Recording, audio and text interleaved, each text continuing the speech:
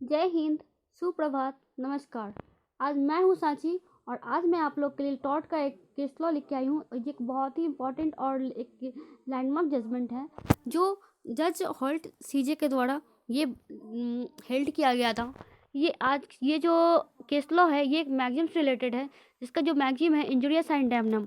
तो इस case law के पहले आने से पहले मैं इंजुरियस एंड डैमनम क्या होता है मैं थोड़ा सा बस उसके बारे में बता दूंगी। उसके बाद मैं केस लॉ पे आऊँगी। तो इंजूरियस एंड डैमनम जो है इसका मतलब होता है कि इन्फ्रिंजमेंट ऑफ लीगल राइट। जैसे कि इंजूरिया का मतलब क्या होता है, infringement of right, infringement of right. और साइन मतलब हो गया विदाउट, और डैमनम मतलब हो गया डैमेज।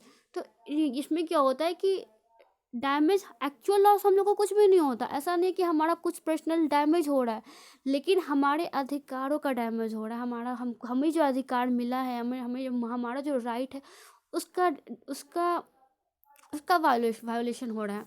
ठीक है। तो ये क्या बोलते हैं इंजुरी साइन डैमनो। डैमनो में क्या है कि इंजरी विदाउट डैमेज।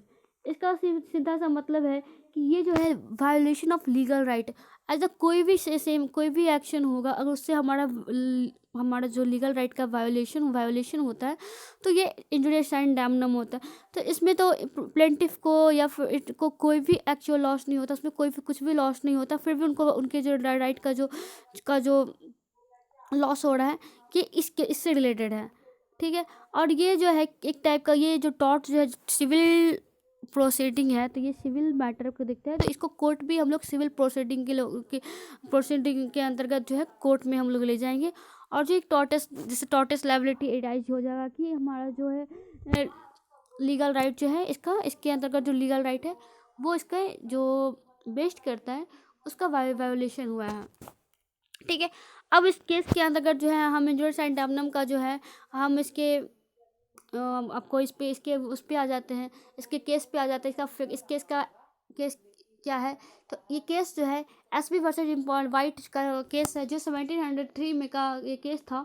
और इस केस का फैक्ट क्या है, फैक्ट ऑफ दिस केस क्या है? The plaintiff was wrongfully prevented from the exercise his vote by the dependent returning officers in parliamentary election. The candidate for the whom plaintiff wanted to give his vote had come out unsuccessful in the election. Defendant was a returning officer and he was in charge of election.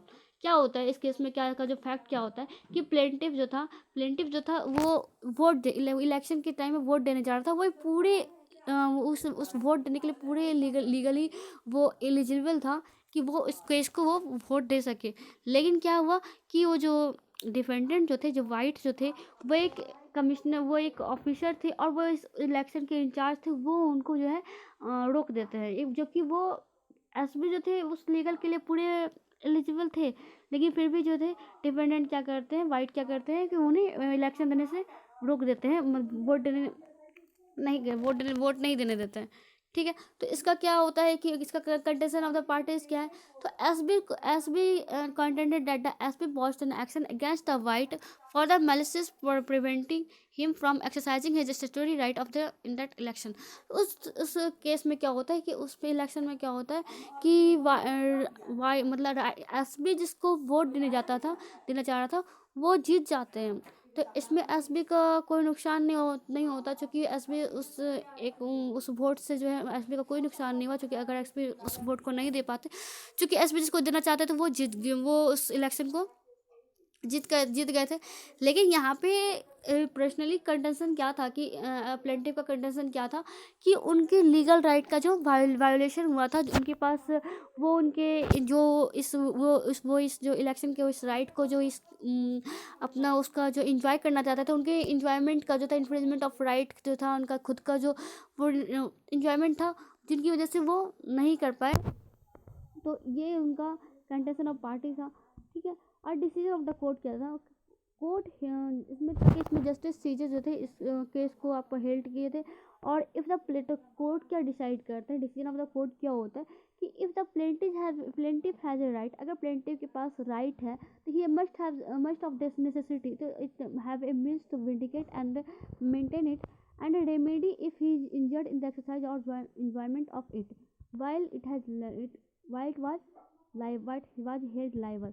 तो decision court का क्या हुआ कि अगर plaintiff के पास right है और वो उसके पास उसको नेसेसिटी था कि वो इसको मेंटेन करना चाहिए, उसको इसको उस राइट उसके जो अधिकार जो दिया हुआ था उसके राइट को मेंटेन करना, वो मेंटेन करने का उसका पूरा अधिकार था, चाहे उसमें उसका लॉस हो ना हो, लेकिन उसका जो राइट का जो वायोलेशन हुआ है तो उसको रेमेडी मिलेगा। और इसमें क्या हुआ कि वो अपने जो उस इलेक्शन को लेके अपना इंजॉयमेंट नहीं कर पाया, इंजॉय नहीं कर पाया, वो अपने अपने ड्यूटी को एक्सरसाइज नहीं कर पाया। तो इस वजह से है जो कोर्ट जो है वाइट को लायबल ठहराती है। और इस केस का जो प्रोविज़न है बिहाइंड की, जो इसका क्या, इस प्रोविज़न को लाने का क्या आती था, इंजूरियस साइड है। इंजूरियस पहला तो था मैक्सिमम का इंजूरियस साइन डैमनम से ये रिलेटेड है। और इसमें सेकंड क्या है कि where there is a right और देयर इज ए रेमेडी। अगर वहाँ पे उसको उपचार, जहाँ उपचार है वहाँ वहाँ जहाँ पे अधिकार है वहाँ पे उपचार है, ठीक है। तो जहाँ पे राइट है तो वहाँ पे रेमेडी है। और थर्ड में क्या बोलता है कि इन्फ्रिंजमेंट ऑफ लीगल राइट, यहाँ पे लीगल राइट का इन्फ्रिंजमेंट हो रहा था। ये इस केस के बिहाइंड द लॉ ये के इतना ही इसका वो पर्पस था कि उसका जो लीगल राइट का अगर वायोलेशन हो रहा है तो उनको, तो उसको उसके वायोलेशन को उसको कोर्ट जो थी उसको लायबल ठहराती है डिफेंडेंट को। ठीक है फ्रेंड्स, और यहाँ तक आपको मेरा चैनल अच्छा लगा, वीडियो अच्छा लगा, तो इसको लाइक कीजिए, कमेंट कीजिए, सब्सक्राइब कीजिए, शेयर कीजिए, और जहाँ तक हो सके इसको हर एक ग्रुप में शेयर कीजिए। थैंक यू फ्रेंड, आपका दिन शुभ हो।